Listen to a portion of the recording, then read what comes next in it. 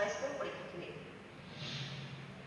হাওৰা নগৰ বানাক্ৰান্ত অঞ্চলত বিনামূলীয়া স্বাস্থ্য সেৱা শিবিৰ সদৌ অসম ANM আৰু LSS ছাৰ্ভিচ সংস্থাৰ ৰূপালী জয়ন্তী বৰ্ষ 2019 লগত সংগতি ৰাখি এই শিবিৰ সোমবাৰে হাওৰাৰ ব্লক PHC উদ্যোগত সোণপুৰ প্ৰাথমিক বিদ্যালয় প্ৰাংগণত স্বাস্থ্য সজাগতা আৰু বিনামূলীয়া স্বাস্থ্য পৰীক্ষা শিবিৰৰ আয়োজন কৰা হয়।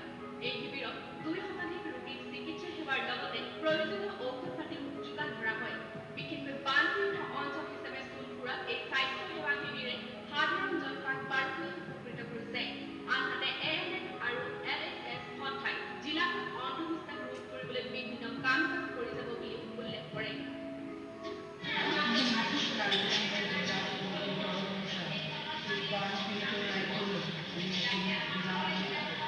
স্বাস্থ্য পৰীক্ষা শিবিৰ আমি আয়োজন কৰিছোঁ আৰু বিশেষকৈ আমাৰ 2018 আগষ্টৰ পৰা আমাৰ 2019 ছেপ্টেম্বৰলৈকে ৰূপালী জয়ন্তী বৰ্ষ উপলক্ষে আমি এই বিনামূলীয়া স্বাস্থ্য শিবিৰটো আমি এই সোণাপুৰ LP স্কুলত আমি আয়োজন কৰিছোঁ। হাওৰা ঘাটৰ পৰা তপন দেৱনাথৰ ৰিপৰ্ট VNS নিউজ।